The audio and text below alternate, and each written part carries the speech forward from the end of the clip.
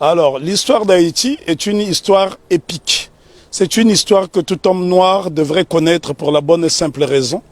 Pour la première fois, des Africains déportés dans le Nouveau Monde réduits en esclavage ont réussi à vaincre l'arrogance avec un seul slogan. Couper tête, bouler caille, qui signifie couper les têtes, brûler les maisons.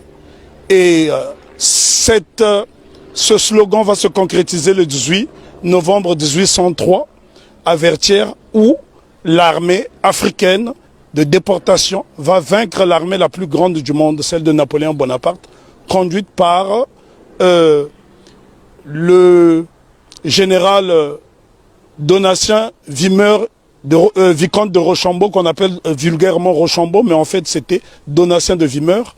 Et cet homme qui avait eu la prétention d'écraser la mouche se fera expulser manu militari d'Haïti. Donc c'est une histoire qui est belle, c'est une histoire épique que nous devons étudier.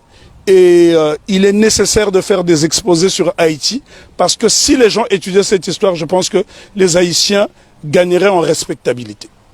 Mais justement, pourquoi nous, Caribéens, nous avons une méconnaissance de l'histoire d'Haïti? C'est tout simplement parce que Haïti a montré le chemin de la dignité et de la liberté, et donc on a voulu faire d'Haïti une vitrine de pauvreté effrayante. Puisque aujourd'hui, lorsqu'on parle d'Haïti, on fait référence à la pauvreté, mais on oublie que Haïti a été la colonie française la plus prospère de la Caraïbe. À elle seule, elle procurait plus des 3/4 de la production sucrière. Ce sont là des choses qu'on doit savoir, d'autant plus que la métropole française considérait Haïti comme la perle des Antilles. Mais comment expliquer que ce bout de terre africaine dans l'océan est devenu subitement une vitrine de pauvreté effrayante? Et là, je pense qu'il est nécessaire d'en parler avec des images à l'appui, parce que c'est à Saint-Domingue, parce que lorsqu'on parle de la révolution haïtienne, c'est une faute. Il s'agit de la révolution de Saint-Domingue, puisque Haïti n'existe qu'à partir du 1er janvier 1804. Donc Haïti n'existe qu'à partir du 1er janvier 1804. Avant, donc, c'était la révolution de Saint-Domingue qui commence dans la nuit du 13 au 14 août 1791, où pour la première fois, des Africains vont créer une coalition dans le Nouveau Monde pour vaincre l'arrogance. Et ce jour-là, les Africains étaient, je parle bien des Africains parce qu'il s'agissait des hommes qui ont été déportés d'Afrique, qui parlaient encore des langues africaines et qui pratiquaient des cultes africains. On pourrait citer notamment Makandal qui a été capturé au Congo. On pourrait citer Biassou qui était également congolais, mais ça a été une coalition. En fait, la cérémonie dite du bois caïman est considérée comme un pré-congrès panafricain. Ce que les gens ne savent pas dans la Caraïbe, d'ailleurs, il y a un problème de connexion, puisqu'il n'y a pas assez de bateaux pour faire cette connexion. Et si je pense qu'il y avait cette possibilité de se rendre dans différentes îles, le mépris des Haïtiens serait tombé à l'eau. Puisque la Guadeloupe a connu une période de liberté entre 1794 et 1802, mais c'est grâce justement aux Haïtiens. Une année auparavant, les Haïtiens se sont affranchis. Parce que souvent on dit qu'on a libéré les esclaves en Haïti. Les Haïtiens n'ont jamais été libérés. Ils se sont affranchis tout seuls avec la machette. Donc voilà pourquoi Non, mais les Haïtiens sont les premiers Africains déportés dans la Caraïbe qui ont brisé les chaînes de l'oppression. Nous devons savoir que Haïti a eu pour vocation de libérer toutes les nations opprimées. Ce qu'on ne dit pas assez souvent, lorsque la Grèce a été dominée par les Ottomans, au milieu du 19e siècle, ce sont les Haïtiens, sous la présidence de Jean-Pierre Boyer, qui ont libéré la Grèce. Et ce sont des choses qui n'apparaissent pas dans les manuels scolaires. Une autre information inédite, c'est grâce à la voix d'Haïti que l'État d'Israël a été créé en 1948. Donc ça, ce sont des choses que les gens doivent savoir. Haïti a été le pays le plus démocratique du monde, puisque toute personne qui arrivait sur le sol haïtien était considérée comme nègre. Donc tous les opprimés de la planète trouvaient refuge en Haïti. Et ce pays est devenu aujourd'hui une vitrine effrayante de la pauvreté. Je suis obligé d'insister sur le mot de vitrine parce qu'il a subi un blocus qu'aucune nation n'avait subi. Imaginez-vous qu'une petite île comme Haïti a été victime du syndicat des empires coloniaux qui était constitué du Danemark, de la France, de l'Espagne, de l'Angleterre, des États-Unis d'Amérique, de la Hollande, de la Suède, parce que toutes ces nations ne voulaient pas voir une nation indépendance nègre. Et souvent on dit de Haïti que ça a été la première république nègre. Non, Haïti n'a jamais été une première république nègre, ça a été un empire africain reconstitué, puisque l'empereur Jean-Jacques Dessalines va se faire couronner empereur Jacques Ier. Donc c'est la noblesse africaine. Attends. Ben, en tout cas, il y a beaucoup de choses à dire sur Haïti. Haïti est un modèle de fierté et de dignité. Ce sont les Haïtiens qui ont montré à la race noire tout entière ce que c'est que la dignité. Pour la bonne et simple raison, c'est en 93 ans après la révolution de Saint-Domingue, celle-ci va inspirer les Éthiopiens qui vont être conseillés par un digne fils d'Haïti du nom de Benito Sylvain, qui sera élevé au titre de jazz match par l'empereur Ménélique II. Lorsqu'on parle de la bataille d'Adwa, ce qu'on oublie de mentionner, c'est que l'empereur Ménélique II, qui a mis fin à l'impérialisme sur le continent africain, en tout cas c'est lui qui a signé l'acte de décès de l'impérialisme sur le continent africain le 1er mars 1896, 93 ans après la révolution de Saint-Domingue, eh c'est un Haïtien du nom de Benito Sylvain qui le conseille. Donc ce sont des choses à savoir et à intégrer. Je souffre de voir que les Haïtiens sont la risée du monde dans la Caraïbe, alors qu'ils sont ceux qui nous ont montré la voie de la rédemption. Donc big respect à Haïti. En tout cas, je me sens haïtien. Moi aussi. Alors pourquoi justement nous tout près comme ça d'Haïti, on a cette méconnaissance de l'histoire? C'est tout simplement parce que on a isolé la Guadeloupe et la Martinique pour ne pas que l'exemple d'Haïti fasse tache d'huile dans la Caraïbe. Voilà la crainte. Parce que Haïti a été une nation prospère. Il faut visiter Haïti pour se rendre compte. Lorsque vous voyez Haïti, Haïti est avant tout le symbole du panafricanisme, puisque le second chef d'État d'Haïti, c'est l'empereur, plutôt le roi Henri Christophe, qui était originaire de Grenade. Donc Haïti a eu pour chef d'État un homme de la Grenade et qui a été l'un des principaux bâtisseurs, qui a créé le Palais de la Monnaie, qui a bâti 15 châteaux, qui a bâti 4 forteresses, notamment la citadelle Henri, qui est le plus grand fort des Amériques. Et ce bâtiment est tellement beau qu'il faut le voir depuis le ciel pour en apprécier, l'ouvrage d'art que c'est. Parce que n'oubliez pas que deux édifices essentiellement ont défié le temps. La citadelle Henri et le palais de Sans Souci, qui avait 365 portes et fenêtres. Ça veut dire que le roi Henri Christophe pouvait se permettre d'ouvrir une porte, une fenêtre par jour pendant toute l'année. Et c'est pour vous dire à quel point, et les architectes étaient tous noirs.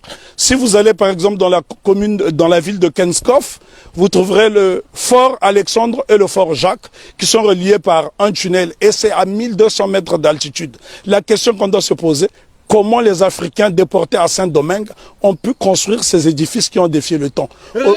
Aujourd'hui, lorsque vous voyez un cyclone dans la Caraïbe, il suffit d'un petit cyclone pour que les maisons s'envolent. Alors que les Africains ont fait exploser leur génie pendant la période de captivité. Bien que les Haïtiens se sont affranchis dès 1793, parce qu'il ne faut pas croire à ce que les historiens disent en faisant croire que les Haïtiens ont été libérés. Non.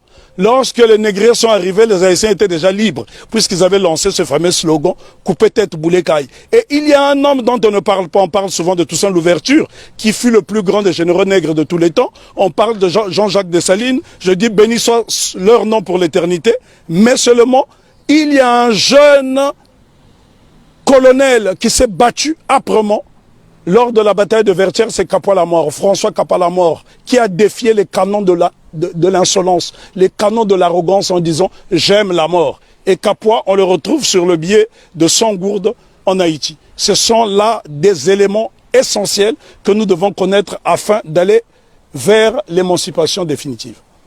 Alors, en résumé, pour parler d'Haïti. On ne peut pas résumer l'histoire d'Haïti, elle est trop belle, elle est trop grande, elle est trop belle. L'histoire d'Haïti, oui, on ne peut pas résumer l'histoire d'Haïti. Haïti, on doit en parler avec passion. Moi, je suis né sur le continent africain, mais je suis né au Congo, mais ce sont les Haïtiens qui m'ont montré le chemin de la liberté, parce que lorsque le Congo, aujourd'hui dit démocratique, accède à l'indépendance le 30 juin 1960, la Belgique tentent de saboter l'indépendance de cette jeune nation. Et ce sont les Haïtiens qui vont venir par souci de panafricanisme aider le Premier ministre Patrice Lumumba qui malheureusement sera assassiné 6 mois plus tard. Ce sont les Haïtiens qui ont brisé le blocus de la France en Guinée. Ce sont les Haïtiens qui ont bloqué le blocus de la Belgique en République démocratique du Congo. Donc nous sommes redevables tous en Haïti.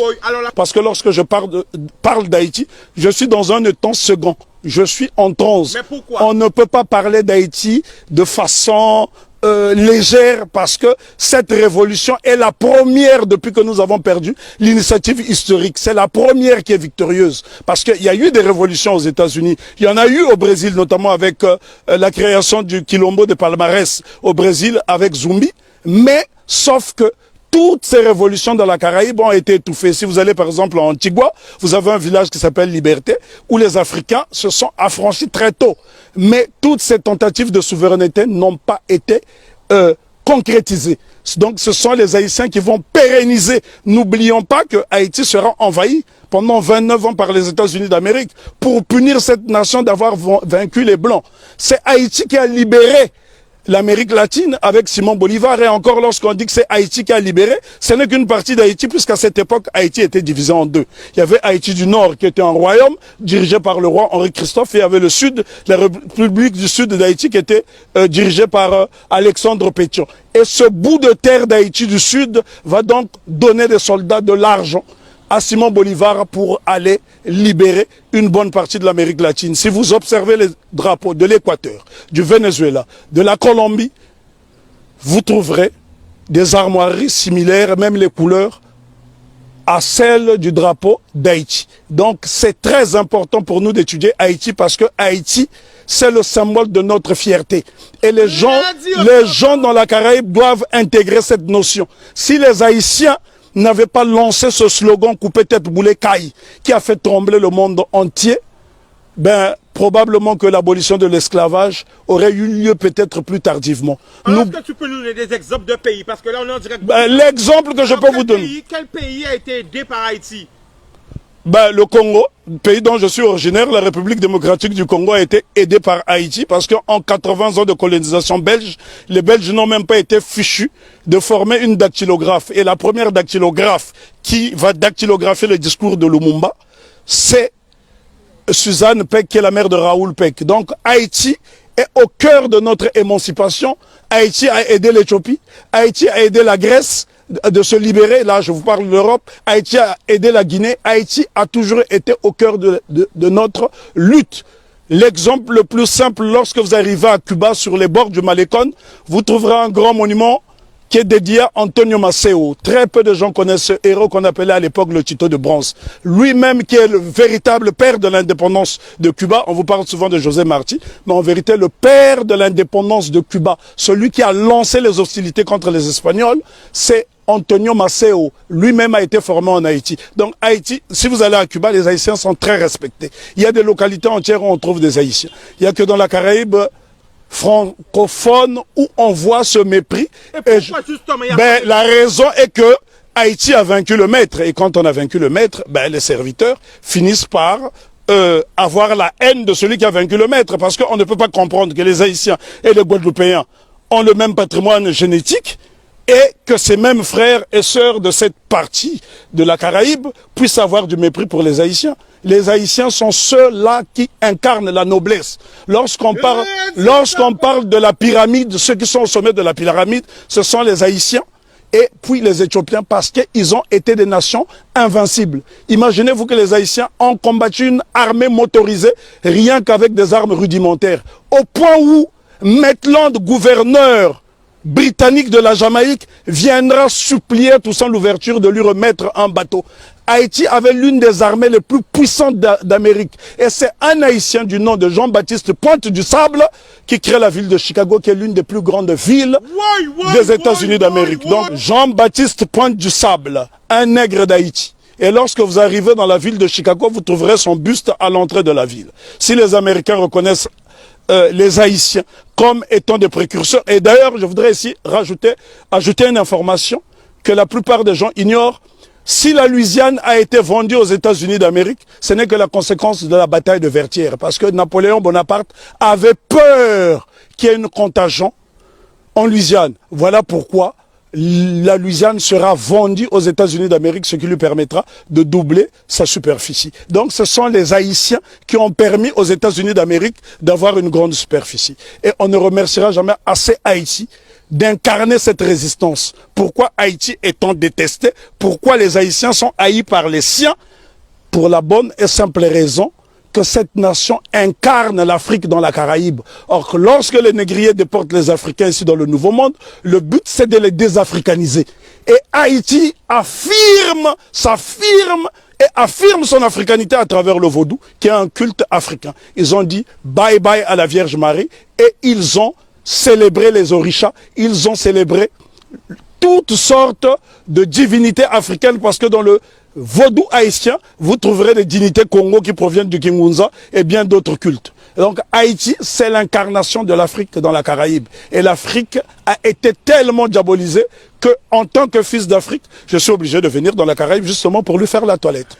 Le 1er janvier 1804, date de la célébration de l'indépendance de Haïti, il y a un événement qu'on devrait associer à cette date.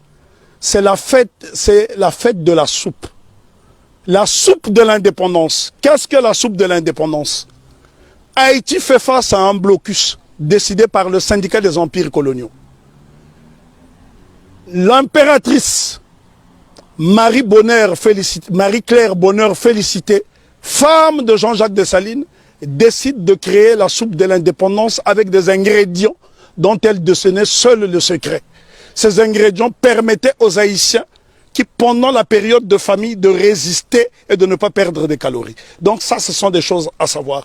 Il y a un savoir scientifique en Haïti qui étonne encore le monde. C'est en Haïti que les Africains ont produit les plus beaux édifices depuis la chute de l'Égypte. Je répète, c'est sur la terre sacrée d'Haïti que les Africains ont réalisé les plus beaux édifices depuis la chute de l'Égypte. Pourquoi nous a formaté, je dirais plutôt, à avoir peur du vaudou? Pour la bonne et simple raison, parce que les cultes africains ne sont pas prosélytes. Et ces cultes ont permis justement aux marrons de résister et les cultes africains ont survécu dans toute la Caraïbe, pas seulement en Haïti. Si vous allez par exemple en Jamaïque, il y a le Pacomania, c'est un culte typiquement africain. Allez en Dominique, vous trouverez ces cultes africains. Le problème est que les gens ne s'intéressent pas à ces cultes. Lorsque vous voyez par exemple le Grappa à Congo qui sera célébré après-demain à Cap-Esther par la famille Massembo, ce sont des postes de résistance africaine dans la Caraïbe. Et dire simplement à mes frères et sœurs de la Caraïbe que n'ayez pas peur d'Haïti. Faites-en une source parce que l'eau qui provient de la source haïtienne est intarissable et cette eau est tellement limpide qu'elle nous permettra d'avoir une vision claire et nette. Nous ne pouvons pas juger Haïti à travers des lunettes du négrier. Sinon, on finira par avoir un regard étriqué. Jugeons Haïti à travers nos propres lunettes. Voilà pourquoi Marcus Garvey disait « Si le nègre ne prend pas garde à lui, il boira tous les poisons de la civilisation moderne et il en mourra. Vive Haïti !»